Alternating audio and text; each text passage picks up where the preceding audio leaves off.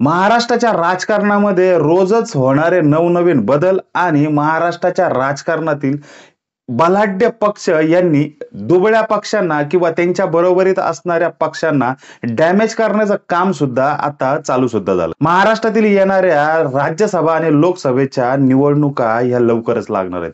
April महिन्यामध्ये या निवडणुका होण्याचे संकेत असे दर्शवले सुद्धा जातात. परंतु याच्यामध्ये जसं 2014 आणि 2019 ला पक्ष फुटणे किंवा वेगवेगळे उमेदवार वेगवेगळ्या वार्डामध्ये किंवा विधानसभा मतदारसंघामध्ये ताकदशीर उमेदवार तयार करून त्यांना उमेदवारी देणे हे जसं 2014 आणि 2019 ला झालं तसंच आता 2024 ला सुद्धा होईलच, यात काही वादच नाही. परंतु अशाच पार्श्वभूमीवरती या पक्षफुटी किंवा जे काही महाराष्ट्रामध्ये राजकारण चालू आहे त्याच्यामध्येच आता एक नवीन काल परवाच बातमी आपल्या समोर आली की चंद्रकांत हंडोरे यांना काँग्रेसने उमेदवारी सुद्धा जाहीर केली.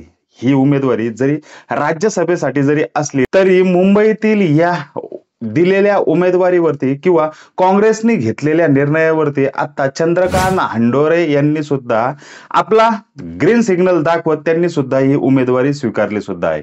परंतु आता काँग्रेसने नेमकं काँग्रेसला भाजप जी काय डॅमेज करते याच्यानुसार जर का चंद्रकांत हंडोरे यांना उमेदवारी देऊन काँग्रेस पक्षाचा काही फायदा होणार आहे का? कदाचित जर का फायदा जर का असेल तरच असे उमेदवार येथे दिले जातात जेणेकरून ज्या उमेदवारांची येथे ताकद असते. हीच ताकद चंद्रकांत हंडोरे यांच्यामध्ये आहे का? काँग्रेसने चंद्रकांत हंडोरे यांची योग्य उमेदवारी जाहीर केली आहे का? याच प्रश्नाचं उत्तर आज आपण या व्हिडिओमध्ये शोधणार आहोत. नमस्कार, मी समीर खंडागळे आणि तुम्ही पाहताय वैचारिक धिंगाणा. काँग्रेस पक्षाने काल परवा चंद्रकांत हंडोरे यांची राज्यसभेसाठी ही उमेदवारी जाहीर सुद्धा केली. परंतु चंद्रकांत हंडोरे यांनी सुद्धा ते मान्य केलं, कारण चंद्रकांत हंडोरे यांना सुद्धा येथे मुंबईमध्ये ही सीट हवी सुद्धा होती. परंतु 2019 ला सुद्धा चंद्रकांत हंडोरे हे आपली उमेदवारी जाहीर करून त्यांनी येथे सीट लढली सुद्धा होती आणि शिवसेनेच्या प्रकाश फातर्मेकर यांनी त्यांचा पराभव सुद्धा केला होता. परंतु त्याच्यानंतर सुद्धा त्यांनी विधान परिषदेची तिकीट सुद्धा मागितली होती, ती सीट सुद्धा त्यांनी लढली होती. परंतु त्याच्यामध्ये सुद्धा त्यांना पराभव हा मान्य करावा लागला.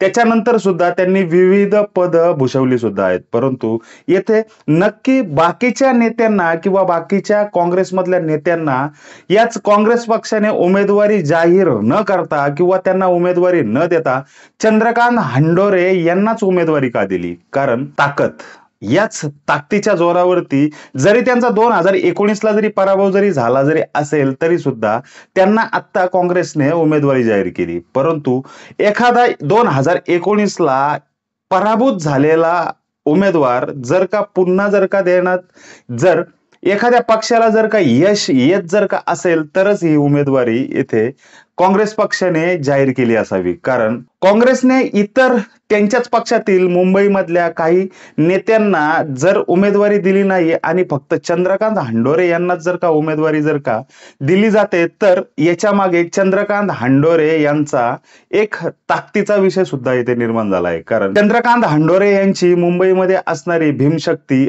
संघटना, तसेच त्यांनी अगोदर पॅन्थर तसेच आठवले गट, आरपीआय रिपाईमध्ये आणि या रिपब्लिकन पक्षामध्ये सुद्धा काम याच्या अगोदर केलेलं आहे. परंतु भीमशक्ती तसेच पॅन्थर आणि इथल्या मुंबईमधल्या डॉक्टर बाबासाहेब आंबेडकरांच्या चळवळीसाठी त्यांचं योगदान सुद्धा आहे. परंतु त्यांची ताकद हे जर डॉक्टर बाबासाहेब आंबेडकरांच्या चळवळीपासून येथे मुंबईमध्ये तयार सुद्धा झालेली आहे. परंतु चंद्रकांत हंडोरे जर का आता जर का उमेदवारी जर का त्यांनी घेतली आणि जर का काँग्रेस पक्षाने जर का त्यांना उमेदवारी जर का दिली आहे तर दलित कार्ड याचा मोठा फायदा हा चंद्रकांत हंडोरे यांना होऊ शकतो. कारण मुंबईमधलं दलित कार्ड हे खूप स्ट्रॉंग सुद्धा आहे. कारण 36 उमेदवार किंवा 36 सीट पैकी किंवा 36 जागांपैकी दलित कार्ड आणि इथल्या या जागा किंवा मतदानाचा जो काय प्रभाव जो काय आहे तो 15 ते 16 सीटचा हा याच दलित कार्डचा प्रभाव इथल्या राज्यसभेच्या असू दे किंवा मुंबई महानगरपालिका नगरपालिकेच्या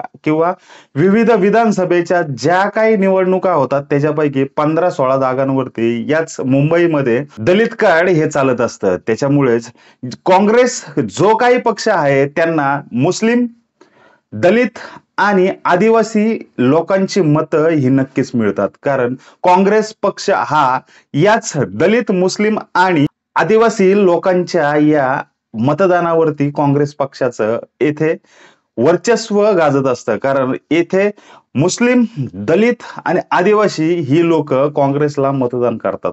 परंतु जर आता काँग्रेसने जर का ही उमेदवारी जर का दलित माणसाला किंवा आंबेडकरी चळवळीमधल्या माणसाला जर का दिली नाही तर येथे काँग्रेसचा सुद्धा पराभव होऊ शकतो. त्याच्यामुळेच त्यांची ही सीट जाऊ नये किंवा येथून चंद्रकांत हंडोरे निवडून येतील असा काँग्रेसचा पक्का दावा आहे. त्याच्यामुळे चंद्रकांत हंडोरे यांना ही उमेदवारी दिली असावी आणि हे खरं सुद्धा आहे. परंतु त्याच्या मागचं राजकारण किंवा आता जरी काँग्रेस पक्ष डॅमेज जरी होत जरी महाराष्ट्रामध्ये असला किंवा भाजप पक्षाने आतापर्यंत जे काही काँग्रेस पक्षाला डॅमेज केलेलं आहे त्याच्यामध्ये मुंबईमध्ये जर का त्यांना काँग्रेस पक्षाला जर का चंद्रकांत हंडोरे यांच्या मार्फत उमेदवार देऊन जर का राज्यसभेसाठी जर का पाठवायचं जर का असेल किंवा निवडणूक जर का लढवायची जर का असेल तर येथे काँग्रेसचा फायदा होईल. त्याच्यामुळेच चंद्रकांत हंडोरे यांना ही उमेदवारी दिली. कारण इथला काँग्रेस पक्षाचं डॅमेज होणं किंवा भाजपाने एक प्रकारे काँग्रेस पक्षाला येथे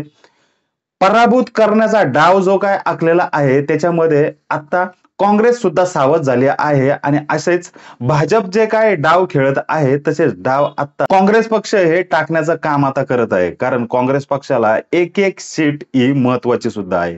त्याच्यामध्ये इंडिया आघाडी आणि जर महायुतीमधले बाकीचे घटक जर का एकत्र येऊन जर का ही निवडणूक जर का लढली तर भाजपा आणि शिंदे गटाला हे कठीण सुद्धा जाईल हे काँग्रेसला सुद्धा माहिती आहे. परंतु बाकीच्या महाविकास आघाडी, इंडिया गट आणि इतर आघाड्यांचा समावेश काँग्रेस बरोबर आणि त्याच्यामध्ये येणारी जर का वंचित बहुजन आघाडी जर का फिक्स जर का झाली तर हा वंचित बहुजन आघाडीचा सुद्धा फायदा असेल, तिथे काँग्रेसचा सुद्धा फायदा असेल आणि या महाविकास आघाडीचा सुद्धा इथे फायदा असेल. त्याच्यामुळे जर एक राजकारणातील नवनवीन फासे किंवा येथे जर का नवनवीन चाल जर का खेळायच्या जर का असतील तर काँग्रेसला चंद्रकांत हंडोरे सारखे उमेदवार येथे तगडे उमेदवार ज्यांची ताकद प्रत्येक शहरामध्ये किंवा नगरपालिकेमध्ये किंवा आपल्या विधानसभा मतदारसंघामध्ये आहे असे उमेदवार काँग्रेसला हे द्यावे लागतील तरच अशा सीट लागू शकतात आणि काँग्रेस पुन्हा सत्तेमध्ये बसण्याचा किंवा विरोधी पक्षनेता किंवा त्यांचं वर्चस्व येथे महाराष्ट्रामध्ये दाखवण्याचा प्रयत्न ते करतील. त्याच्यामुळेच ते असे चंद्रकांत हंडोरे यांच्या सारखे नवनवीन उमेदवार देण्याचं इथे काम करतील. चंद्रकांत हंडोरे यांना काँग्रेसने दिलेली एक इथे उमेदवारी आणि काँग्रेसचा इथे पराभव न होता काँग्रेस पक्षाला बळ मिळेल म्हणूनच चंद्रकांत हंडोरे यांना ही उमेदवारी दिली. नक्की तुम्हाला याविषयी काय वाटतंय? चंद्रकांत हंडोरे यांना काँग्रेस पक्षाने दिलेली उमेदवारी ही योग्य आहे का? चंद्रकांत हंडोरे हे मुंबईमधून निवडून येतील का? तेथे त्यांना दलित कार्डचा फायदा होईल का? मुस्लिम लोक, आदिवासी लोक या चंद्रकांत हंडोरेंना मदत करतील का? मतदानाच्या वेळेला चंद्रकांत हंडोरे यांचं बटन दाबून त्यांना विजयी करतील का? नक्की तुम्हाला याविषयी काय वाटतंय? नक्की आम्हाला याच व्हिडिओच्या खाली कमेंट करून सांगा. आम्ही तुमच्या कमेंटची वाट बघतोय.